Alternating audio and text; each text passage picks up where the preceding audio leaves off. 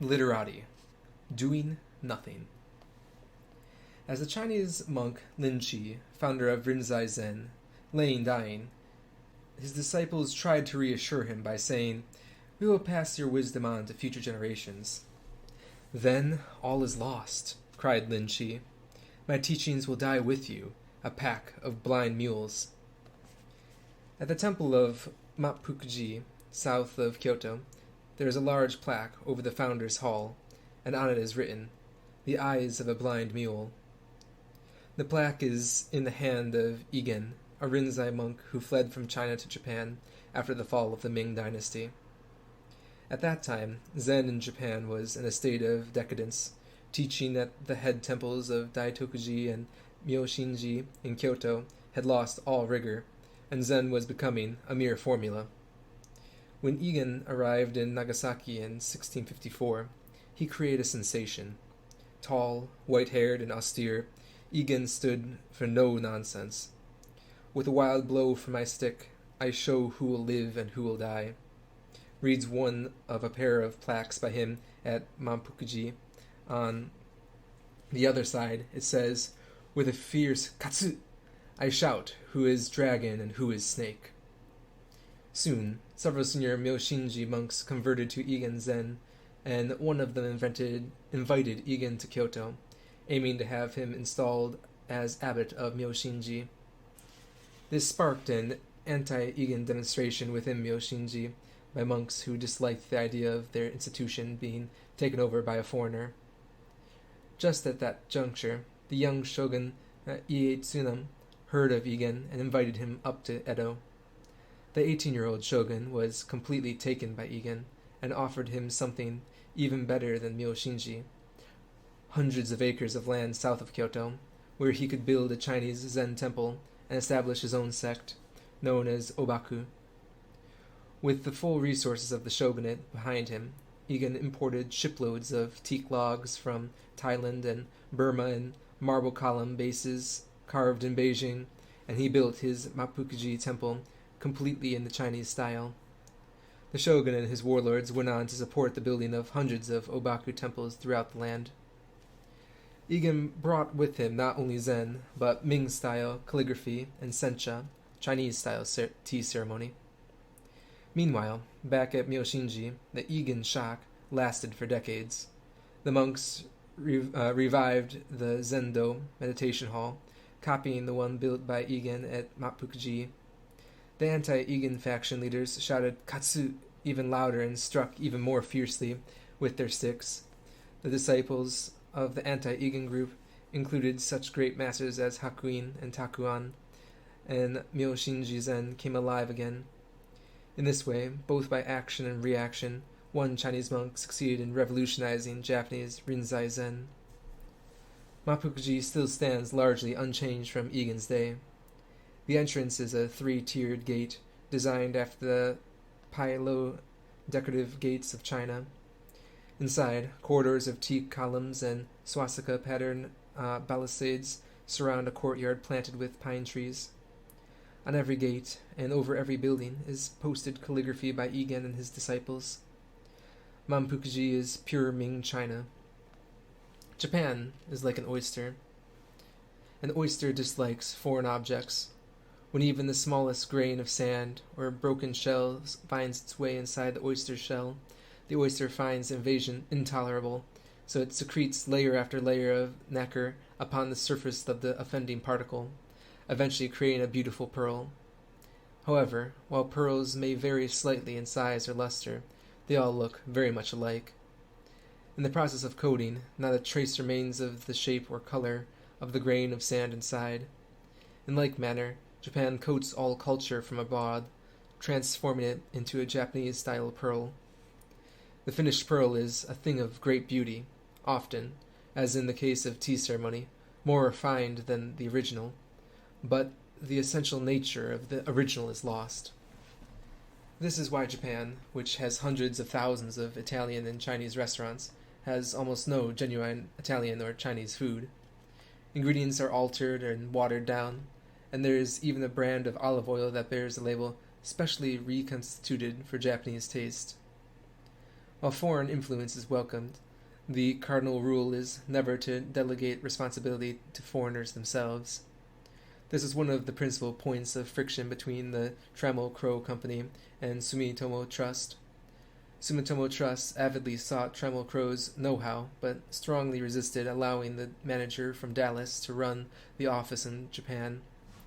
This, more than any other factor, led to Trammell Crow's decision to sell out to Sumitomo Trust and withdraw from the Kobe Fashion Mart project before its completion. In my business days, I often met foreign staff who had been brought in to help out at the head offices of Japanese banks or insurance companies. Sometimes we would go out for a drink after work, and I would invariably be treated to a tale of woe. Elite stockbrokers from New York or London saw wealthy Japan at the time as the ultimate career opportunity. They arrived expecting to carve a niche in the blooming Tokyo business world, only to find that their companies never gave them any authority or listened to their advice. The longer they stayed, the greater their unhappiness. Meanwhile, Japanese executives would confide, "You can't rely on foreigners. We bring them in to the office, show them everything, and then they leave us for another company." The reason, of course, is that in most cases, a position given to a foreigner in a Japanese company is a career dead end. This is now a very real problem in Southeast Asia, where the Japanese have invested massively and have a great need for well-educated local staff. However, these are the very people who often object to being kept in low-level positions, and they soon leave.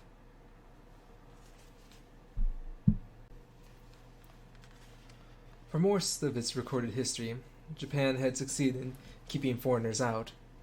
The biggest exception was in the decades before World War II, when thousands of overseas Chinese moved to Yokohama and Kobe, and hundreds of thousands of Koreans were forcibly brought over to Japan as laborers. The descendants of these settlers form large and vocal communities today. Most of the other well-known cases of foreign presence in Japan, especially those involving Westerners, disguise failures rather than successes. For instance, during the Edo period, the Dutch were allowed to trade from the island of Dejima in Nagasaki harbor. Heavily guarded, the island was connected to the mainland by a narrow causeway, which was closed after hours. Traders could only venture into the mainland with special passes for a limited length of time. The noteworthy thing about Dejima was that it was not a device to let the Dutch in. It was a way of keeping them out. Kobe's Ijinkan, alien residences, a group of grand houses inhabited by foreign traders in the late 19th and early 20th centuries, are a popular tourist destination. Guidebooks describe them as an example of Kobe's internationalism, but the houses actually represent a failed community.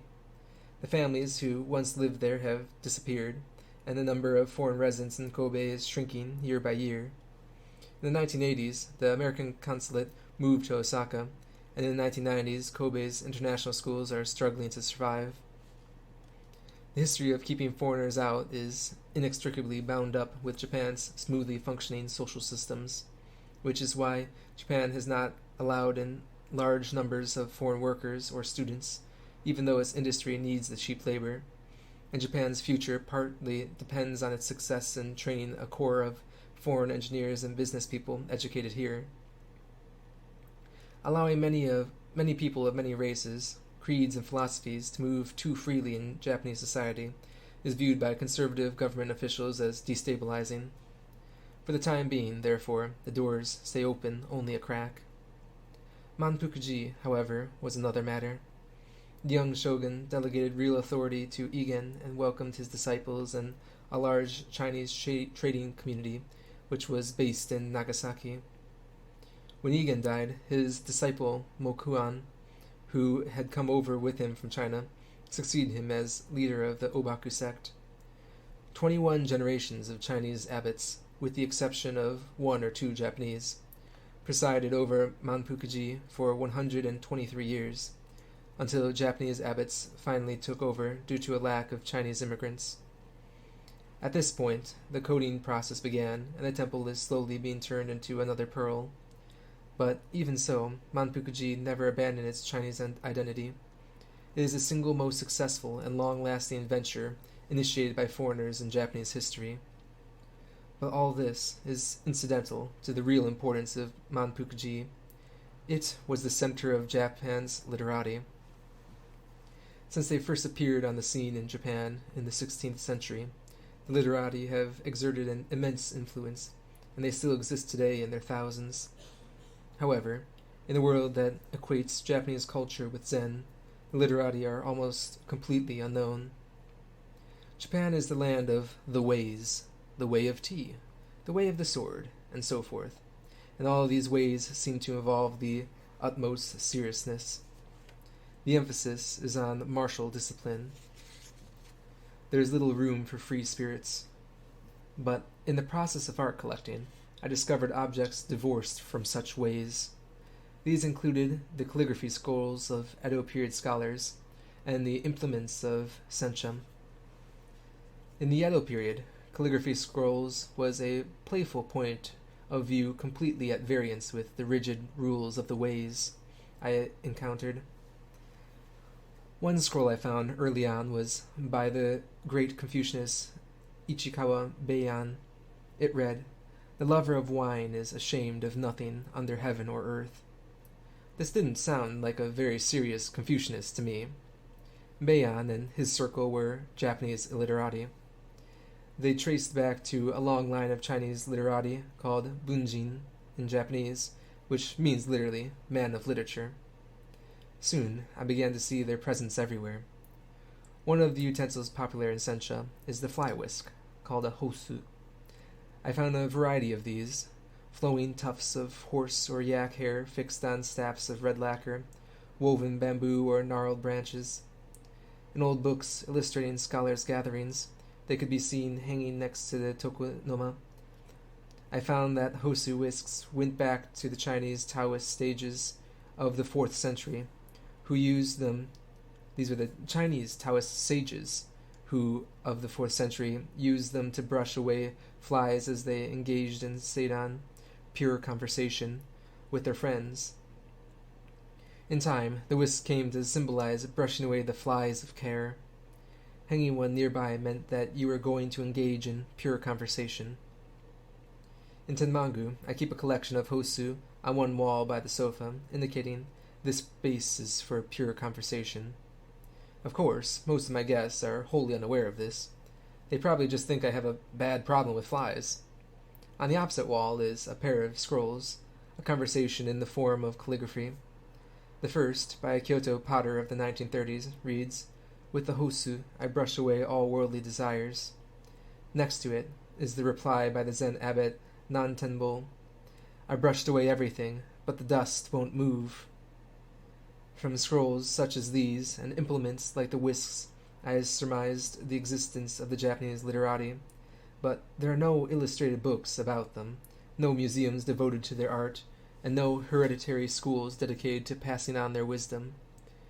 It was only because of an experience at Oxford that I knew what to look for. It was during my 3rd year at Oxford that I met John Sparrow, warden of All Souls College. Of the 40 or so colleges making up Oxford, All Souls is the most exclusive. Over the centuries, it raised its admission standards so high that about 200 years ago it stopped taking new students altogether. Now there are only dons at All Souls. They are not required to conduct research or teach. All they have to do is think. All Souls is the original think tank. John Sparrow had been warden of All Souls for decades, and was in his last year before retirement. He was an avid book collector, a prolific writer on obscure literary topics, and friend to many of the better-known British writers and artists of the 20th century.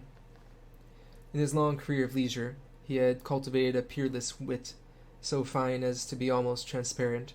With a word, he could make you smile, although later you could hardly recall what it was that he had said. Sparrow took me under his wing, and during my last year I went to live in All Souls. It was a dreamlike opportunity. In the late afternoon I would join him in his study for tea, and we would pore over old letters to him from Edith Sitwell and Virginia Woolf. Sparrow and his friends were erudite and proud of it. However, as knowledgeable as they were, the hallmark of their talk was the light touch. Academic explanations were forbidden. If asked to explain something, they would divulge their meaning in a gesture or a phrase as succinct as a haiku. One day, Lady Penelope Benjamin, wife of the poet laureate of Sanger Benjamin, came to lunch. She was describing her travels in Nepal when somebody asked her what she meant by a Tibetan prostration. Penelope, a dignified woman in her 60s, rose from the formal dining table and cast herself flat on the floor to demonstrate. Another of Sparrow's friends was Anne Fleming, widow of 007 author Ian Fleming. She would rise at about 1 o'clock in the afternoon and come downstairs in a pink nightgown to stroll with us on a lawn surrounded by rose bushes. Waving her ivory cigarette holder, she told us stories of her friend Evelyn Waugh, who was hard of hearing and used an ear trumpet. Once at a dinner party, in the midst of an argument with Anne, Evelyn began to pretend he couldn't hear what she was saying. So Anne reached over, stuck her cigarette holder into his ear trumpet, and rattled it noisily about inside. This got his attention. Anne Fleming, with her pink nightgown and ivory cigarette holder, the lawn sparkling in the afternoon sun, the eyes of John Sparrow as he laughed. It was truly a world of exquisite indolence. At that time I had no clear concept of literati, although through Sparrow I had already entered into that world. They were people whose whole lives were devoted to art and literature, but for whom nothing was too exalted to question or to laugh at. They were free spirits.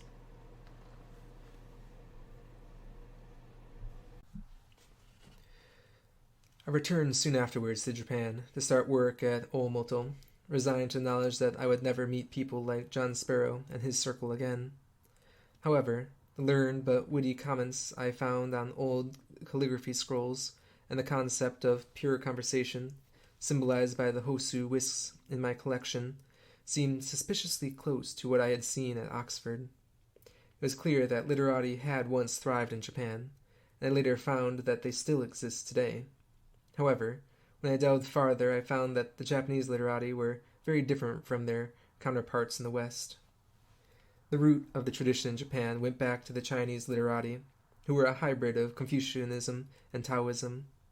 From Confucianism came the serious side, the basis of which was a love of learning, exemplified by the first line of the Analects. To study, and at times put your learning into practice, is that not a joy? The Confucianist scholar was expected to study the wisdom of the past, and in the process acquire a mysterious virtue that could influence all around him. This virtue radiated outwards, and according to ancient teachings, its mere possession was enough to transform the world. That was the logic behind the text I saw the first day I opened a book of Chinese philosophy in the Kanda market. If you wish to rule the state, first pacify your family. If you wish to pacify your family, first discipline yourself. If you wish to discipline yourself, first make right your heart. The first step was to discover how to make right the heart. The answer, as it developed in China, was to practice the arts. In addition to a wide knowledge of literature, the literati were expected to master the 3 perfections of poetry, painting, and calligraphy. In time, this grew to encompass all the fine arts involved in the scholar's studio: bamboo work, ceramics, metalwork, stone carving, paper, ink, brushes, inkstones, and much more. The drawback to Confucianism, however, was the heavy emphasis on virtue. Although we are taught that the virtuous man is not alone, a life devoted solely to virtue does not seem very appealing. This is where Taoism came in. Taoism was the world of untrammeled sages walking in the hills. The sage has his wanderings, said the Taoist philosopher Zhuangzi. For him, knowledge is an offshoot. Taoists saw life as free as water or wind. Who cared about virtue? They loved mountains, waterfalls, and the moon so much that the poet Li Bo drowned one night at a boating party when he reached out over the water to embrace the moon. They were hermits who wanted nothing more than to withdraw from the dust of the world and enjoy pure conversation with their friends.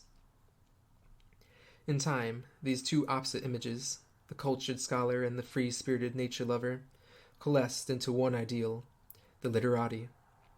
By the Ming Dynasty, a clear, distinguishable literati culture had grown up.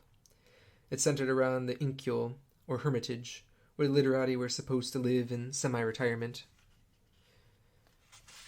There were clear guidelines for what the hermitage was to be like. According to one Ming writer's advice, it is best to live deep in the mountains, then the rural countryside, failing that, the suburbs. Even if you can't live among the cliffs and valleys, the literati cottage must have an air of retirement away from the mundane world. Ancient trees and exotic flowers in the garden, artworks and books in the study. Dwellers in these houses will not know the passage of years. The guests will forget to leave. The development of the literati up until the 15th century took place entirely in China. Japan, in the meantime, had become the land of the martial, as opposed to literary arts. Warriors ruled from the headquarters of the shogunate, which was called the bakufu, the tent government. Centuries later, when the shogun lived in a magnificent palace in Edo, dozens of times larger than the imperial palace in Kyoto, the word bakufu was still used, as a reminder that the country was basically under the administration of soldiers in tents. This military ethos is still dominant force in Japanese society. Before coming to Japan, Trevor and Eden asked me what life in Kameoka was going to be like. I answered, like joining the army. It turned out to be even truer than I suspected.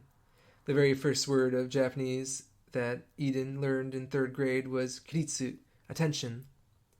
On arriving in class, all the students had to stand up smartly with their hands at their sides and bow in unison to the teacher, like soldiers on review. When you read the many books written by foreigners who played baseball in Japan, or practiced Zen, or worked for a stock brokerage, the army-style discipline is the one unifying thread in their experiences. This was brought home to me in a visual way when I helped translate for a photographer involved in the production of the book A Day in the Life of Japan. To create the Day in the Life series, several dozen photographers descend on a certain country to take photos during a 24-hour period. When the book on Japan came out, there was an astonishing number of photos in which people were lined up in rows: police, students, department store service attendants, businessmen. Japan would thus seem to be the last place that the literati ideal could take place. But by the 1600s, the centuries of warfare were drawing to a close. It became possible to enjoy a life of leisure, and leisure is fertile ground for the literati. In fact, it is indispensable. The literati will allow nothing to get in the way of their life of leisure. The exquisite indolence of Anne Fleming and her friends was not a mere fluke of the British class system. It was an essential ingredient of literati culture, in both the East and the West. Literati are rarely great academics, because their curiosity leads them into odd byways that tend to disqualify them from serious scholarship. Likewise, they may not be the greatest of artists or writers, because they rarely have the ambition to build reputations in society or establish themselves commercially. In short, they are amateurs, those whom the Chinese called hogai, outside the system. It is for this reason that they have been so little studied and are so hard to find. The first literati to surface in Japan were the tea masters of the 16th century. Sheltered from the war and turmoil of their age by the Zen establishments of Kyoto, they took the Ming ideal of the Inkyo hermitage and developed wabi tea houses. The tea house was a place to escape the mundane world, and in it were all the arts of the literati: calligraphy and the tokonama, poetry, ceramics, bamboo, stone, and iron. Tea came out of Zen, which has not only a pronounced military side, but also a witty, irreverent one, going back to Lin Shi and the shocking and humorous things he said to his disciples. The tea masters applied their wit to everything around them, producing a world of fantastically varied play. Oribe created offbeat tea bowls with twisted, lopsided edges. Enshu surprised his guests after a heavy downpour of rain by throwing a bucket of water into the tokonama instead of setting out the usual flower arrangement. By the early 1600s, literati culture stepped out from under the umbrella of Zen, and a true flowering began. One of the first great literati was Ishikawa Jozan, a failed military commander who retired to Kyoto and built himself a hermitage called Shisendo, which still survives. He had absolutely no interests other than amusing himself inside his hermitage, and it is said that even when the retired emperor Go-Minzu no came to visit, Jozan refused to come out and greet him. To paraphrase Jozan's philosophy, "At times I pick a garden flower. At times I listen to the cry of the geese. At times I sweep fallen leaves. At times I plant chrysanthemums. Climbing the eastern hill, I sing to the moon. At the northeastern window, I read books and recite poetry. Other than this, I do nothing."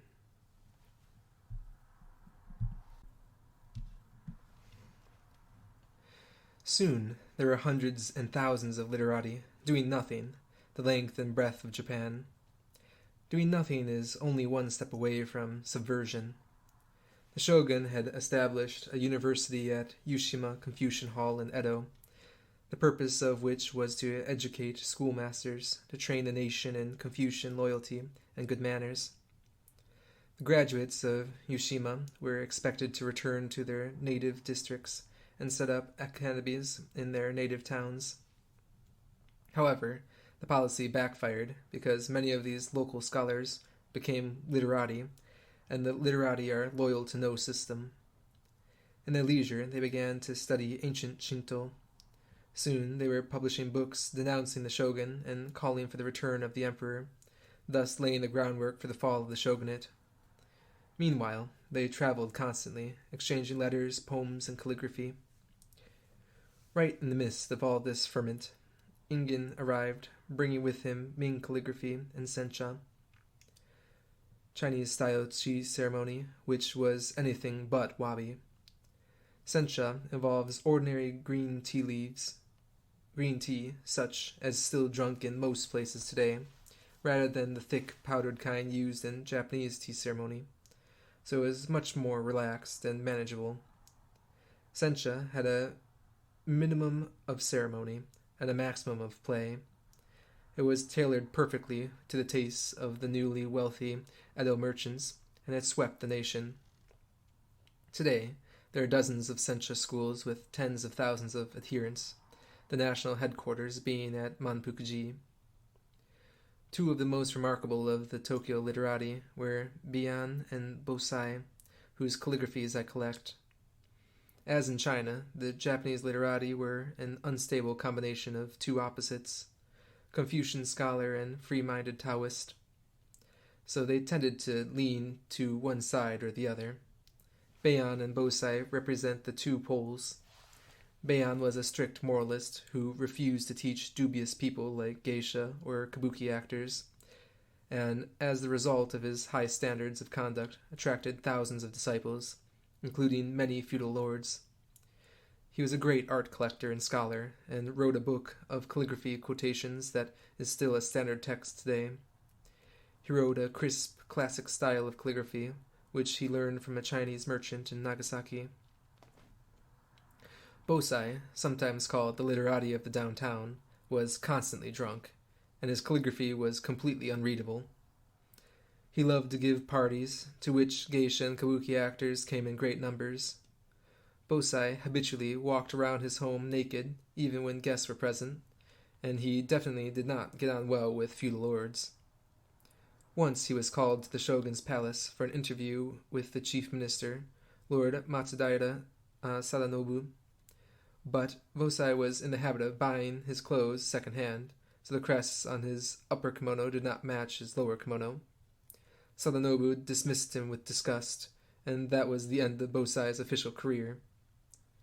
The first Japanese literati I met was Sawada Minoru, the tea master at Oomoto. Sawada grew up in a poverty-stricken farming village on the Sea of Japan coast, coming to Oomoto as a young man to work as a gardener. He was a wild youth, famed for once smashing all the windows in the headquarters in a drunken spree. One day, Sawada was invited to the residence of Naohi, the old mother goddess of Oomoto, and as he sat there, talking, he had a cigarette. When he was finished, he looked around for an ashtray and found none. Luckily, nearby was a floor hearth, just like the ones he had grown up with in his village, so he stubbed his cigarette out in it. "Don't you realize that is a tea ceremony hearth?" scolded one of the other guests. Sawada was so ashamed of his ignorance that he decided to learn tea ceremony just to get the better of the man who had scolded him. Today, he is one of the famed tea masters of the Kyoto area. Sawada's approach can be seen in the following story. The tea used in the ceremony is finely powdered green tea, carried in a lacquered caddy called a natsume, which is shaped like an egg with a flat bottom and top. One day, a student failed to support the body of the caddy, taking only the lid in his hands, and the caddy dropped from the height of about 1 meter directly onto the tatami. The powdered tea puffed up high into the air in a cloud, and tea settled in a green ring on the mat before our startled eyes. Everyone was petrified. In the silence, Sawada asked us, "What is the appropriate thing to say at a time like this?" Nobody could answer. He said, "You should say, 'How beautiful.'" And indeed, the ring of powdered green tea on the tatami was beautiful. Sawada told us to gather around and look at it. "You may never see this again in all your lives," he said. "It's almost impossible for the caddy to land perfectly on its bottom like that. Look and admire." Then, after we had looked, Sawada kept us on for a lesson how to clean the tatami, which involved painstakingly tapping the surface inch by inch to force the tea out of the grooves. We worked on that tatami for 3 or 4 hours. Although it was created by the literati, tea ceremony has been overtaken by the mindset, by the militarist spirit, and codified to the point where the wit and spontaneity that had been largely stomped out. Tea masters are not usually very interesting people, bound as they are by a lot of rules and restrictions. Someone like Sawada, who combines Confucian strictness with Taoist freedom, is very rare. It is my theory that only the badly behaved becomes truly great literati. You have to be the sort of person who would break windows or rattle your cigarette holder in Evelyn Waug's ear trumpet. In addition to tea, Sawada also plays no flute, wields the martial arts swords, writes professional calligraphy, and carves seals. He has mastered not only 3 perfections, but 6 or 7. Sawada is often to be found around the Oomoto grounds, climbing trees, clipping hedges, or heaving rocks into place to make a path. In these activities lies the critical difference between literati of the East and West. Free spirits, the light touch, the indolence, the love of literature and the arts, these are universal literati traits. However, John Sparrow and Anne Fleming were essentially people of words, written or spoken. They appreciated the arts, but except for an occasional go at the piano, they did not practice the arts themselves. They enjoyed walking on the grass and admiring the roses, but they did not plant the roses or mow the grass themselves. They were truly people of literature. But the Chinese ideal was much broader than just literature. From the Taoist side, it included an intense love of nature. From the Confucian side came the mastery of arts. The Confucian influence can be seen clearly in Japan today, where it is expected that politicians, bureaucrats, and business executives can reasonably be proficient in some art. In my Trammell Crow days, I was constantly surprised by the number of bankers and stockbrokers who turned out to be expert in kendo, judo, or haiku. At the very least, people in positions of authority need to polish their calligraphy, as wherever they go, they will be presented with brush and paper, and they cannot treat requests for autographs in the cavalier way that Garbo did. The number of people who are proficient in tea, poetry, or some kind of art is staggering. There are millions of them. From this point of view, the impact of the literati has been enormous.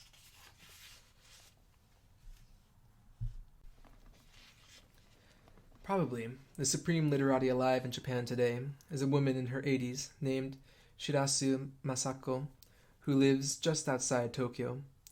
She is a writer, an art collector, and an expert on No drama, having begun her study of No very early, at a time when women were not allowed to perform on the stage with mask.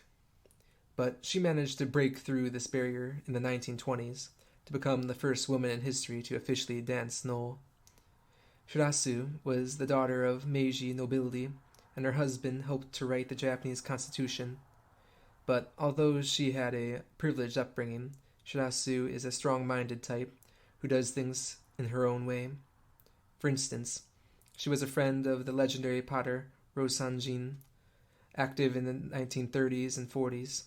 Everyone who knew him was in awe of Rosanjin's eccentric personality, except Shirasu, who took her fists to him when he overdid the design for her kimono. Once, when I visited her, the subject of Rosanjin came up. "If you really love ceramics or painting," she said, "then you'll get angry about them."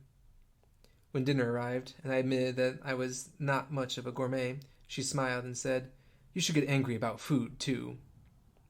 Shirasu has the ability to judge talent, having discovered artists such as the flower masters Kawase Toshiro and the designer Issei Miyake when they were still unknowns in their 20s. Tough-spirited as she is, her conversation displays the literati's classic simplicity.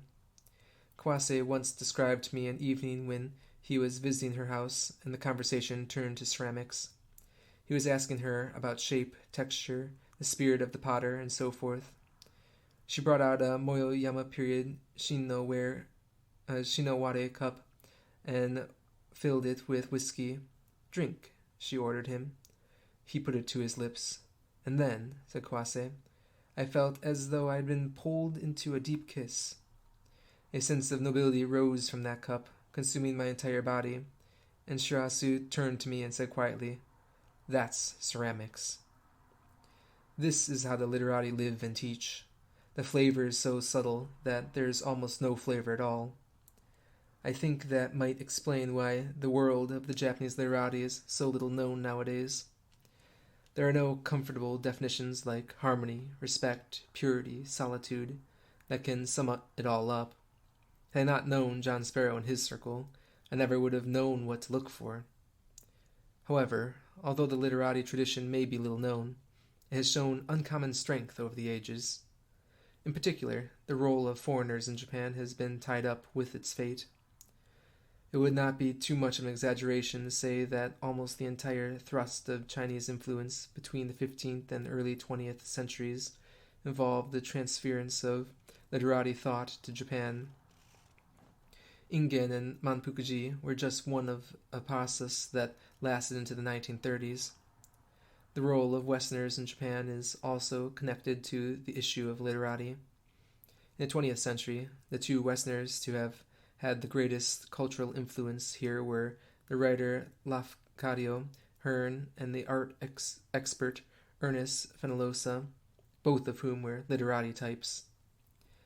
The idea of the literati was utterly incompatible with traditional Japanese culture, yet it took root and grew, resulting in a flourishing of the arts of the sort the world has rarely seen. This suggests that traditions such as Zen or tea ceremony may have an easier time of it in the West than one might expect. The people bringing these things to the West are a modern breed of literati, such as Sawada, who has spent years traveling and teaching in Europe, America, and China. Meanwhile, Japan cultural decadence today is on a par with Myoshinji Temple at the time Ingen arrived. This is why so many leading Japanese artists, such as the conductor Seiji Ozawa or movie soundtrack composer Ryuichi Sakamoto, are forced to base themselves abroad. The times cry out for a fresh influence from outside, for someone with an international outlook to wave a stick and shout fiercely. The story of the interaction between literati and foreigners may be about to begin a completely new chapter. But a literati would say, who cares? The next generation are only a pack of blind mules. It doesn't matter whether a particular tradition gets passed down or not, since the most important thing about the literati was the pleasure they took in the mountains and lakes, the moon, poetry, tea, and talk. Their great achievement was the way they enjoyed themselves.